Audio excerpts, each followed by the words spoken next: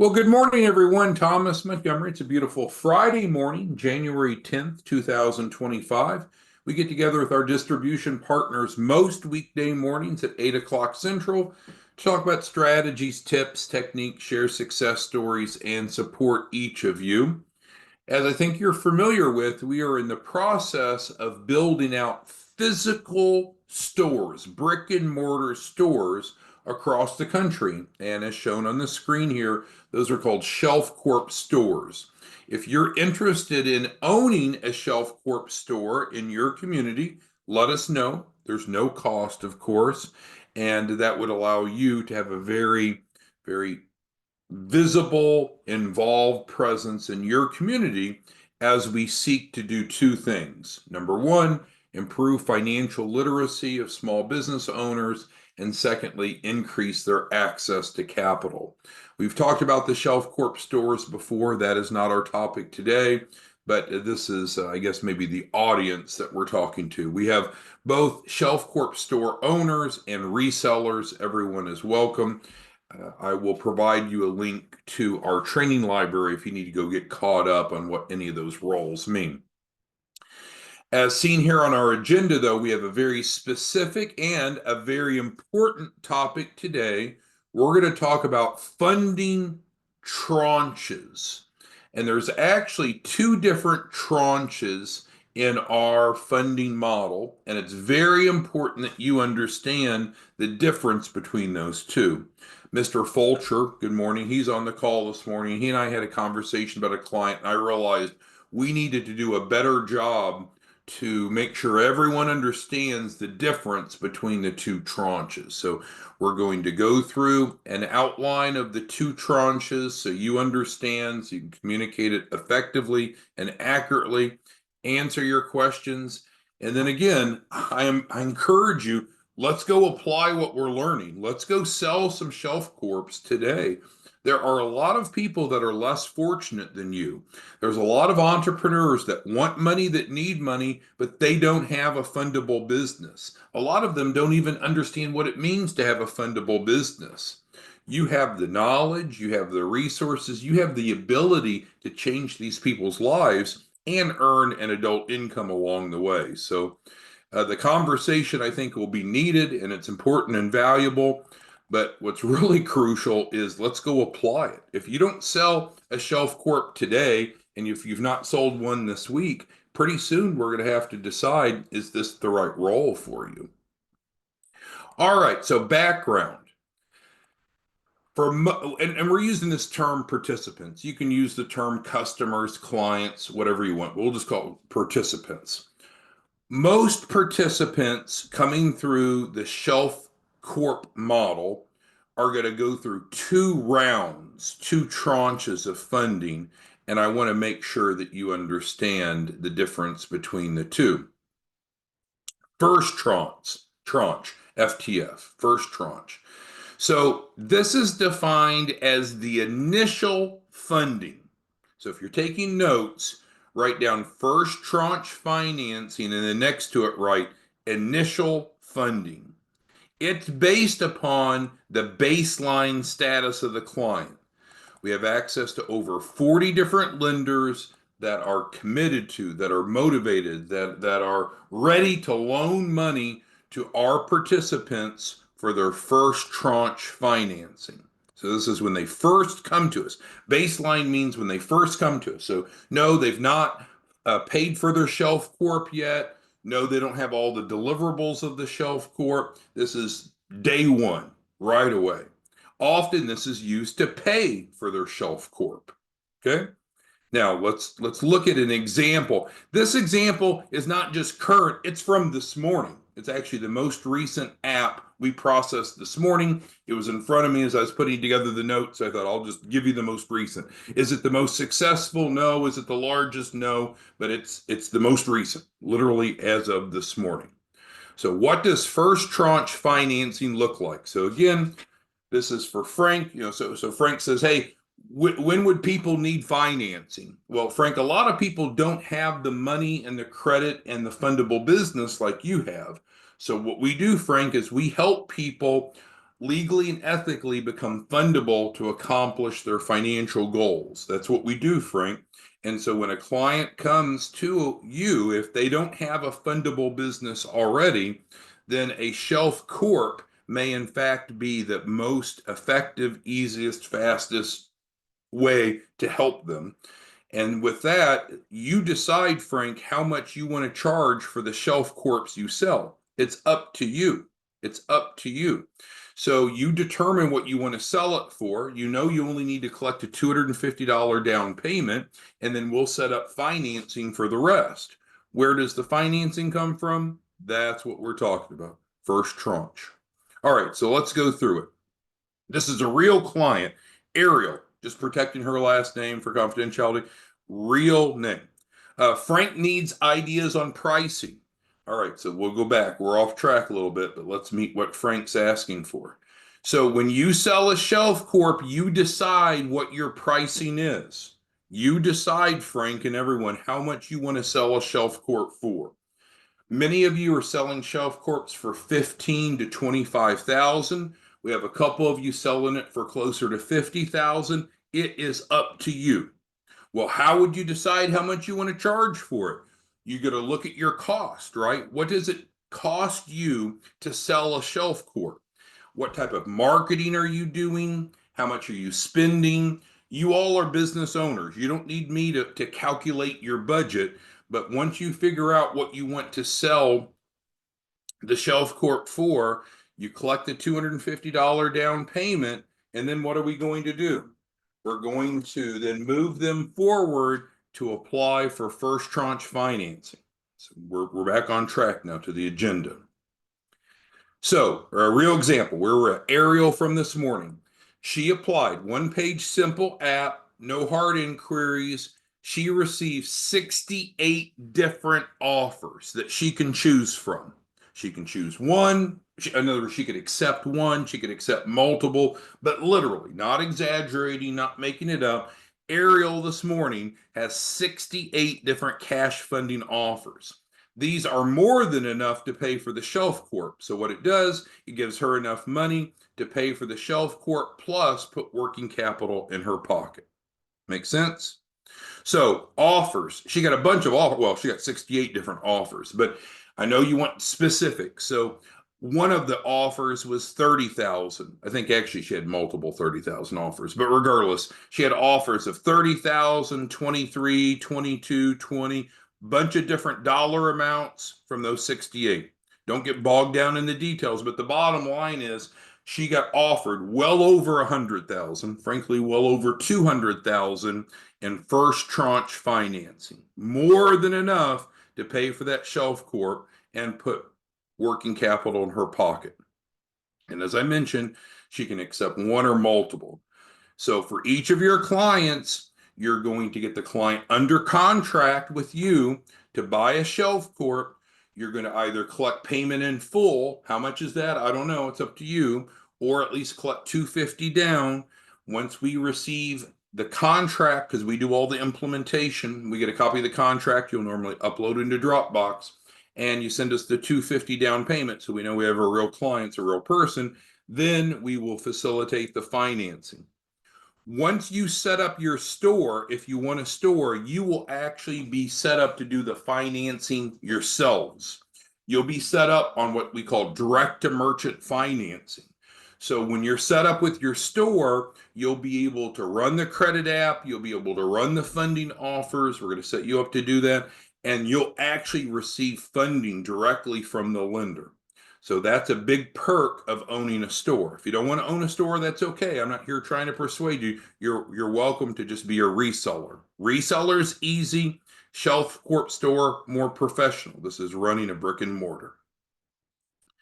All right, so there is example of first tranche financing. Who has questions on FTF, first tranche financing, before we move on to the second tranche? Anyone have questions? All right, so let me clear out these notes. We had 4 notes from Frank, so we'll clear those out. Okay, so we're good. We're moving forward. So again, what's the order? Client comes to you, they want business funding, You and they decide that the Shelf Corp is the best way to go. They sign the Shelf Corp contract with you. Everyone should have an editable version of that. They either pay you in full or they pay a down payment. You're going to upload the contract into Dropbox, which we provide. You're going to send us the 250 so we know we have a real client. And then we're going to facilitate the financing. Client will get the offers. Client can pick the offers that they want. They can pick one or multiple, and you'll be in the loop. Again, once you have your store set up, you'll actually be doing this. Until your store is set up, or if you're a reseller, then we're doing this for you. We good? Okay, moving forward then. So to no surprise, if we just talked about first tranche, now we're on to second tranche financing. So this is much different. So this is after the client has enrolled and we have assisted them. See the difference? Baseline. So first tranche is baseline just as they come. Second tranche, now we've worked with them. Now they have a fundable business. And it goes back to Frank's question. Well, why would someone buy a Shelf Corp? Well, to get business funding, you need a fundable business. And a lot of people don't have a fundable business. So that's what we provide with the Shelf Corp. If you're not familiar with that, we'll get you plugged into other training. Shelf Corp provides them a fundable business ready to go for business funding in 1 week. So in 1 day, we're doing first tranche financing for them. In 1 week, we're doing second tranche, the big boy financing. So this is where we're going to business lenders. Business lenders. This is typically not a business loan. And you're like, oh, that's horrible. Well, why would we not want to get them a business loan initially? Because they usually don't have a fundable business. If we went right to here before we assisted them, they would get zero. They wouldn't get lots of offers. So baseline is going to be based upon the credibility of the business owner. And then second tranche financing is going to be the credibility of the business, because now they have a Shelf Corp. We've implemented, now they have a fundable business. And again, we have access to lots of business lenders that are looking for and motivated to loan money to clients. All right. So when we go and build out financing for a client that has gone through the Shelf Corp process, we normally try to build a portfolio of funding instruments. We'll do what the client wants. Understand that. We work for the client. But the typical scenario is we're going to build out a 5-element funding portfolio for each client that buys a Shelf Corp from you, whether you're a reseller or a store. So we talked about this, I believe it was yesterday. To me, it makes sense that every business owner has a business credit card, not a personal credit card, a business credit card. A business credit card is under the EIN of the business, does not report on personal credit. It reports on business credit. And so the business can pay its bills on the business credit card when you're buying gas or office supplies or travel expense, what have you. So, does everyone have to get a business credit card through the Shelf Corp program? No. Is it recommended? Yes. Is it good business? Absolutely. So, I know we have one. I'm looking at it right here. We just got ours, a new one. We received it on Monday. Nothing extraordinary. It's a $20,000 business credit card, has 0% interest, zero annual fee. I'm looking at mine right now. You should be able to pull out your wallet right now and look at your business credit card. So if any of you cannot go to your wallet or purse and look and find a business credit card because you don't have one, then we need to be working together to build out your portfolio of funding instruments, because this just makes sense. It adds a new positive trade line, and there's expenses that'll come up that you'll just normal course of business. So if you don't have a business credit card, we need to get that solved. You should have a business credit card. No, this isn't all about business credit cards. You can see there's 4 other items, but that's a good starting point. So does everyone on the Zoom right now have a business credit card? in their business name? Yes or no? If you'll type into the Q&A. Let's do a quick survey. I won't tell anyone your response, but yes or no. And if the answer is no, we need to get you into a shelf corp, and then we need to build out your funding portfolio.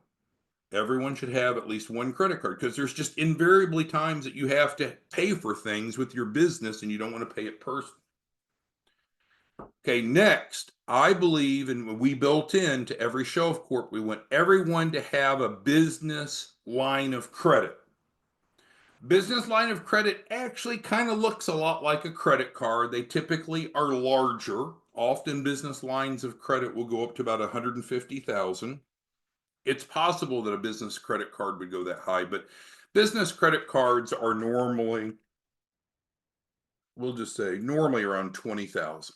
And I know some of you are going to flex on me. You're going to say, "Oh, you've got a bigger business credit card than I do." That's fine. I'm just telling you the truth. My business credit card's 20,000. Normally, we can get a brand new business, a business credit card, even for as little as 20. So we'll say 10 to 20 is a normal range of a business credit card because it's not meant to be all of your financing. It's meant to spend money on as you need and then to pay it off. So that's what a business credit card. Yeah. So Frank's telling me his is bigger. That's great, Frank. That's fine. So we also should have a line of credit. So a line of credit typically is going to be a larger amount. Typically, it's going to be 50K to 150K. Not meant for permanent financing, but as things come up, opportunities come up, it's a larger amount than typically we would have on a credit card. We can pull from that on demand and use it. Usually on your line of credit, you'll actually have a card that looks almost like your business credit card. So in your wallet or your purse, you'll actually have two cards. You'll have one, which is the business credit card, and then also you'll have your business line of credit. They give you a card so you can just use it anywhere, but also you can do wire transfers. So how many of you have a business line of credit? And we'll soften this up because I'm not trying to set a bar too high. How many of you have a business line of credit between 25 to 150,000? Yes or no?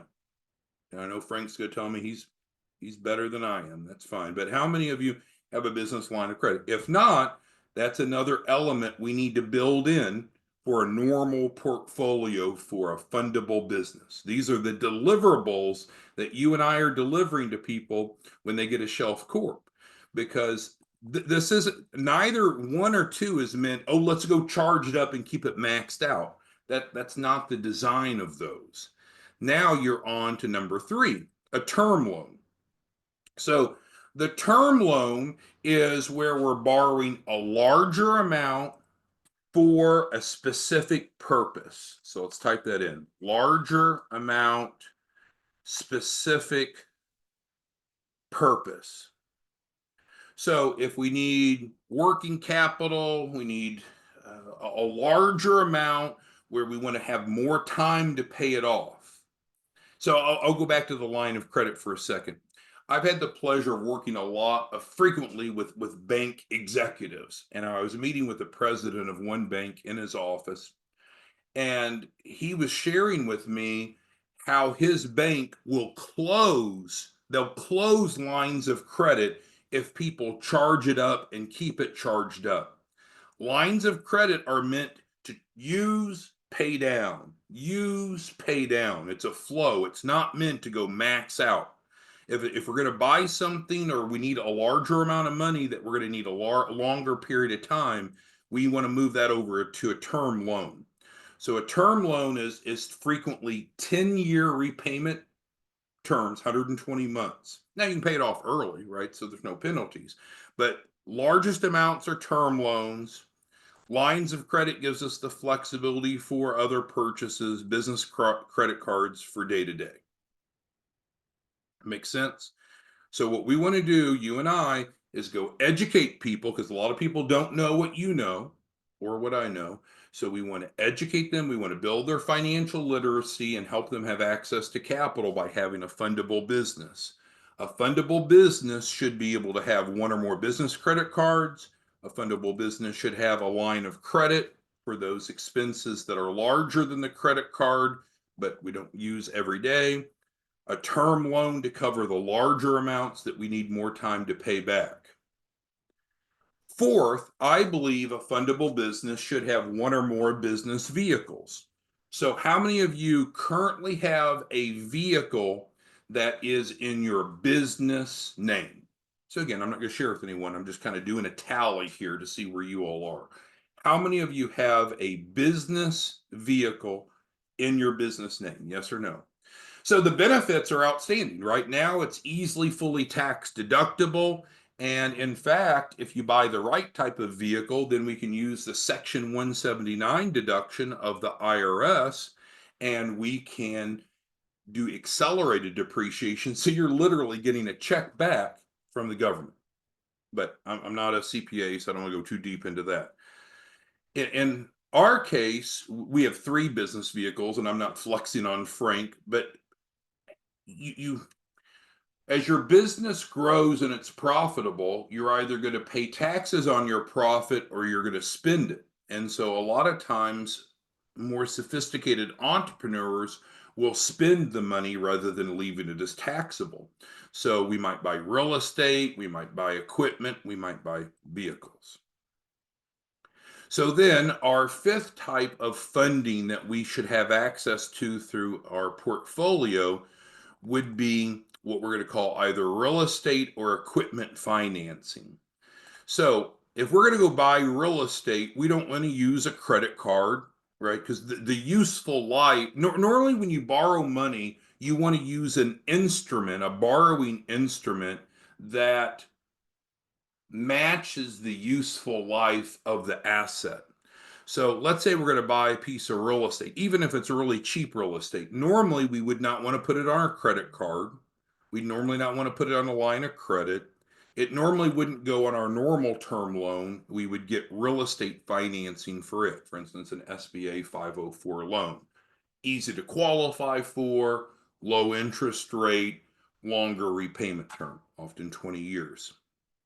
In general, what we're seeing with most banks is we can go 25 years on real estate financing if it's brand new property, or 20 years if it's not a new property. That's a good general term or reference. But we would use separate financing for real estate. So when we get real estate financing, they're going to ask, what's the address of the real estate? I had a client yesterday, and I'm not being disrespectful to anyone, but he wants to buy an apartment complex. Great. What's the address? I don't know. Well, we can't go get real estate financing for something that we don't even know, because it has to what? It has to appraise out. So the lender needs to know. So here we could just do a working capital loan, not attached to specific real estate. But if we're going to do real estate financing or financing for real estate, we should probably use real estate financing that's specific to that. Then we get into equipment finance. And I know that may be foreign to you, but whether it be a bulldozer, a dump truck, even frankly, the company vehicles fall under this category. So again, if we're going to buy real estate or something that falls under quote unquote equipment, it's going to be financed directly. So let's say that you wanted to buy a company car. So we bought a Porsche 911, nice car. So the Porsche 911 bought through the business name under business credit, not personal credit. Fact. But did they, so the Porsche, I've got the sticker here. Looking at, so the sticker was 147,130 with options, but that doesn't include extended warranty or taxes or taxes or insurance. So 147,000. So the 147,000 that we borrowed for the Porsche 911, was that money sent to us and then we went and gave it to the Porsche dealership? No. So when you're buying real estate or equipment, normally you'll finance it. We'll facilitate that. That's all part of the shelf court proposition. But this money is going to go directly to the seller of the real estate, or in our case, the Porsche dealership. whereby a working capital loan, that money comes to you and then you spend out of your bank account as you need. See the difference? So we've gone a little bit deep into the weeds, but my primary point is to clarify that if you're going to help clients with the Shelf Corp store, we're going to help them first pay for the Shelf Corp, which you decide how much it is if they don't want to pay up front. I'd say about half of our clients pay for the Shelf Corps up front. About half of them want to finance. If they want to finance, you collect the $250 down, send that to us along with uploading the contract into Dropbox. We'll get the financing for the rest, and that's what we call first tranche financing. Then Shelf Corp is transferred to them. We need 7 days to get everything to them. Things are a little bit slow through the holidays, but normally it's 7 days. Then we'll go for second tranche financing, which could be any combination of these. So as far as resources, if you're not a reseller, you want to become one, no cost, no contract, just go to, just email us, support@businessparalegals.com. If you need to talk to someone, it drives me crazy, and I'm sure it's just my pet peeve. We'll have these morning Zooms, and then right afterwards, people will call me. And it's like, well, no, we need to talk on the Zoom because I love all of you, but there's just not enough time to have individual discussions with all of our resellers. Now, our Shelf Corp store owner is much different. We have much different and more frequent communication. So if you're going to be a store owner, that's much different. If you're a reseller, it's easy. Just sign up, and then the primary support is through Madison and or through our daily trainings. If you missed any past trainings, you can access it here. All right, so what questions, comments, concerns do you have? My goal today was to make sure that we all understood the two different tranches of funding. The first tranche, that's what we're going to work with the client right away. They pay you the down payment for the Shelf Corp, and then we're going to go to first tranche financing so they can pay the rest. We looked at real examples, or real example from this morning. So now we understand that's from the baseline status of the applicant. In contrast, this is 7 days later. So we'll say, ever watch SpongeBob? 1 week later, they'd always say in that funny voice. So 1 week later, this is immediate. So 1 week later, now we've got ourselves a fundable business. Now we're trying to work with the client to meet their needs, their preferences, and put together a portfolio of funding instruments, which may include any combination of these. All right. Any other questions, comments, concerns? Hopefully this was helpful. But the most important thing I think we can talk about today is let's go implement. Some of you sign up as a reseller and you're not reselling anything. If you're not very good at it, maybe you need to find something else to do. If you need help, get with Madison. But ultimately, this is not a PBS miniseries. This is meant to support and assist those of you to go help people and make money. And if you're not enrolling clients, then we need to either figure out why, or maybe we need to find a different role for you. With that being said, thank you for your time. We'll be back Monday morning. If you need anything between now and then, give Madison a call, and we'll talk to you soon. Thanks. Bye-bye.